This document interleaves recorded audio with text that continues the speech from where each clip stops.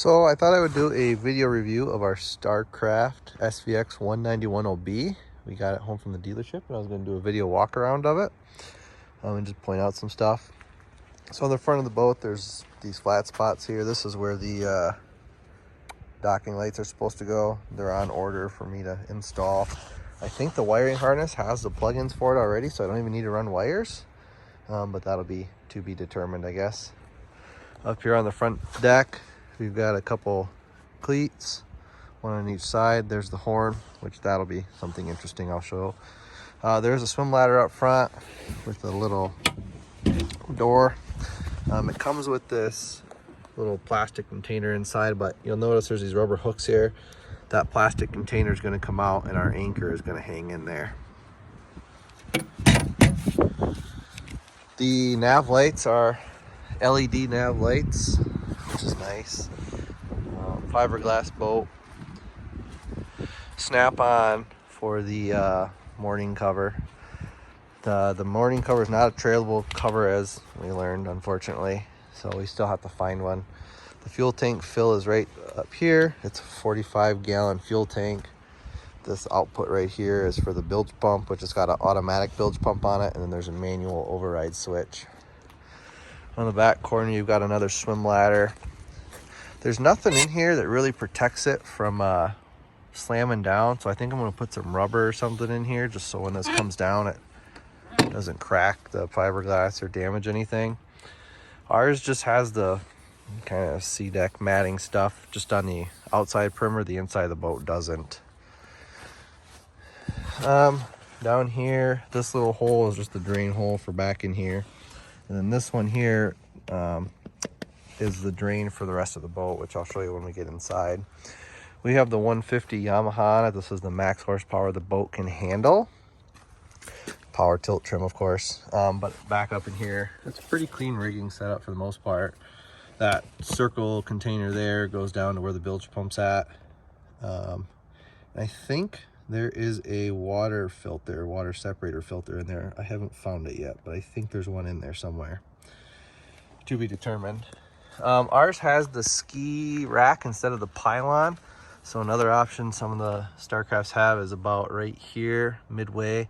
There is a pylon that'll sit in there, but ours has this full rack. I'm not sure how I feel about it yet, because you're supposed to use that as a step to get to the other side, but the ski rack, or not ski rack, but the pylon or tow bar, whatever you want to call it, kind of sits in the way. The other side, back of the boat, is pretty clean. I think I'm going to mount my fish finder transducer in this side somewhere just so that it doesn't interfere with the swim ladder. But I'll do videos as I'm installing that. I think I want to get some ratcheting tie downs for the trailer too, instead of these ones that came with it. There is a storage spot here, so you just lift up and then there's this container storage. It's not a waterproof storage area, so water does get in there. These are the support brackets that they sit in there and they hold the motor when you're transporting it. But this lifts out and the battery's down in there. There is no master shutoff switch, but there is room to mount another battery or two if you wanted. Coming around the other side, it's pretty clean. You got the bimini top holes, which we'll kind of show that later on. This hole here is the drain for the sink, which it's just a sink. There's no actual faucet for it, which we might add one. We haven't decided.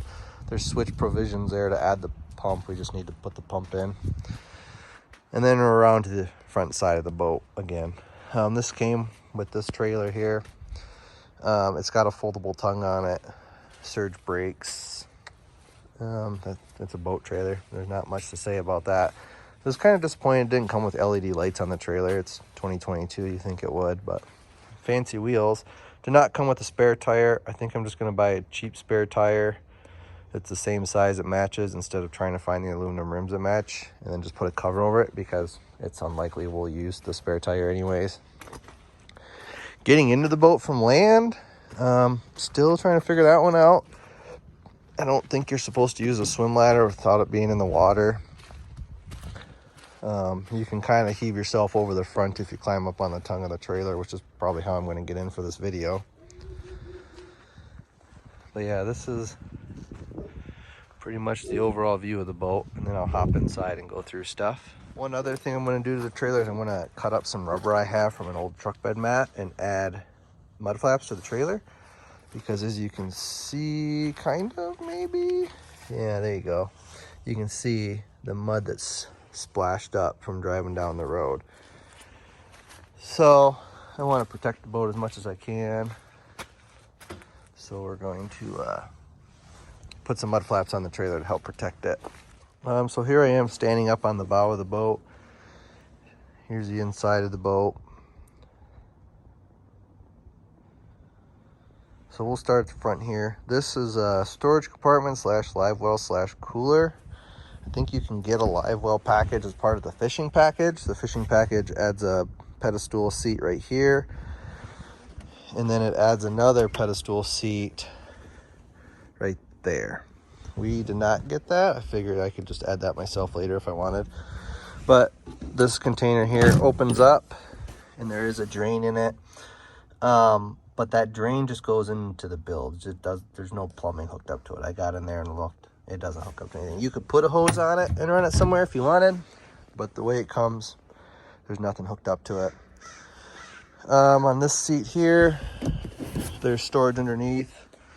It's not really dry storage. It does get wet in there. There is a divider wall, and that part there under there is a sink, but the storage goes all the way up, so you can tuck stuff in there if you needed to. This seat does not come up.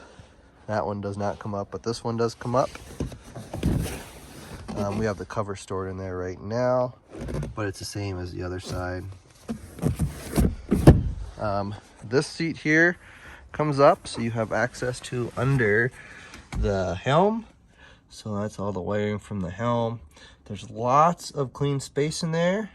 Our salesperson told us there wasn't, because I had asked to have a glove box mounted right there under the helm, and I was told that was impossible because there was hoses running in the way. I've had a hard time finding those hoses that are in the way because they're way up over there. So I'll probably add a glove box at some point, which I'll do a video of. But yeah, there's a lot of storage space in here. The other thing you could do is you could add a door or drawers or glove box on the side of it as well. The 191 has a different console than the 171. So yeah, I was thinking about adding a glove box right there since that's flat. So yeah, since we're here at the helm, here's the helm. If you get the fish finder that comes with it, I think it's the Helix 5, it mounts right there. We did not get that because I wanted a Garmin unit that has the NMEA 2000 stuff for the engine, and it doesn't fit there. So I have, it's actually laying right there, a gimbal mount that's gonna go probably right there, and we're gonna mount it there. The gauges this one came with, you have your GPS speedometer and volts on one, RPM and fuel on the other, and then this one does have a trim gauge. I don't know what other gauges you can get. You could probably get a depth finder added. I know I did see under there, there's a wire that's labeled depth finder, so it's probably power for one. For your switches, they are backlit switches. They backlight when you turn the nav lights on. Then you have your courtesy lights, the docking lights, horn, bilge, radio. This freshwater pump and live well, it's a two-way switch, so you can have the live well on or a freshwater pump. So the switch is there. There's just nothing hooked to them because I don't have any of those pumps. And then the accessory switch. I haven't decided if I'm going to wire the fish finder to that, or we are also going to do underwater light for the back of the boat.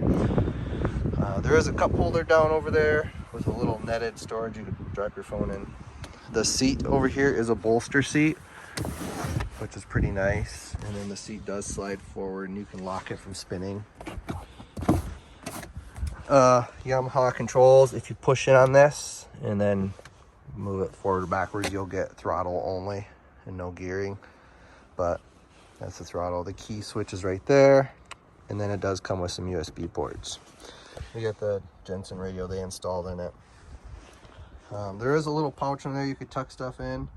It's got holes in the bottom so the water drains out. Also in here, you can see it right there. there's holes in the corner so water drains out if you don't have the cover on. Kind of cool. So here's that sink. It's kind of pointless without a faucet, I think. I don't know what else you would use it for. I might try to find some plastic. You can buy chunks of plastic and cut it out to fit this so that it'll be a flat surface. There's a USB port right there on the front of it. And then underneath there's storage. So there's the fire extinguishers mounted there. And there's the hose going to the drain for the sink. I'm thinking about getting like a 3-gallon bucket.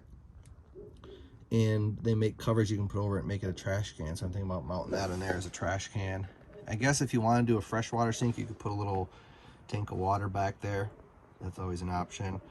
Ours, we would just do a raw water sink just for like washing your hands when we're fishing. Under this seat, this is a pretty big seat, under seat storage. There's some matting there that came with the boat. I guess you could lay that down in there to help keep stuff dry. I'm going to get some more and put matting down in there so when stuff's sitting down in there, there's room for the water to go underneath it. This corner seat does not move. It's solid in place, but there is storage underneath it, so you could run stuff under there if you wanted. We might store our extra life jackets in there. The boat can hold 12 people. You can get a picture of that. But yeah, the boat can hold 12 people, so we're going to keep 12 life jackets on board. And then here's under the back seat. So this hose is going to that drain that was back there by the motor I was talking about. But basically, it goes to that. So the, what do they call it, a self-bailing boater or something. This panel, I guess, comes up and the gas tank is underneath it. Can't really get to anything else, but I'm going to be getting in there to run the wires up to the front of the boat. When I run my NEMA 2000 stuff, if you get back in there, you can kind of see how everything else is set up. There's that water filter, or the water separator down in there, you can see. There's the battery. Pretty dusty in there. So yeah, there's that ski pylon. So it is nice stepping in and out. There is interior lights. There's 4. There's 1 there, 1 down there, and then 2 in each corner up front. They're blue. Pretty sure they're blue on all the boats. 4 speakers. They sound decent. That is for the anchor light, which actually the anchor light's kind of cool. I forgot to show you guys the ski locker. So this is the ski locker here. It is a lockable ski locker. And there's quite a bit of storage in there. There's the support poles for our cover. So it goes all the way up front. The anchor light's mounted there on that wall. I'm going to put some more hooks and mount our oar on there. And then on this side, I think I'm going to put some fishing rod holders on that side. But if I turn the camera around, that goes to the back. I got one of those water collector things in there because it was all damp when we got it. There's a little bit of standing water-ish right there, but not much. This light does extend too. You can kind of see right there. There's a little clamp that comes up and the light goes up above the bimini top. But it folds up nice for storage. There's 8 cup holders throughout the boat. This one's got some extra junk in it. We found a bunch of random parts in the bilge as we were looking through the boat. That little guy right there is your fluid fill for the the hydraulic steering. Since this has got a 150 motor on it, it does have hydraulic steering. The antenna for the radio is just one of those under antennas, so we'll see how that works. I might add an external one. It is tilt steering. So there's a knob right here. You push that and the steering wheel will come down and adjust to all different angles. The windshield's a little short on this. It's a pretty short windshield. I would like to see a taller one so as you're cruising, because I think the top speed of this boat is around 40-some miles an hour. It'd be nice if that was a little taller to keep you protected from the wind, but you're usually boating in the sun anyway, so I guess it doesn't matter. But yeah, that's pretty much an overall view of our StarCraft 191 SVX191 OB. If you have any questions, you know, ask, we can do a video on it. But I'll be doing videos of some of the mods and installs we're gonna do on it as well. So for those of you that might be wondering if this will fit in your garage, so with that ski tow bar thing, the bimini won't fold down flat all the way backwards. I haven't tried to put it down forwards yet. But from the top of my metal trim there on the garage to the top of the ski pylon, there's like 10 inches of space left in there. I'll run the tape measure so you can see for yourself. It is a 9-foot garage door. I don't know if this is even helping you out at all, but yeah, there's about 10 inches of clearance there. So keep that in mind if you want to park this in your garage like I'm doing.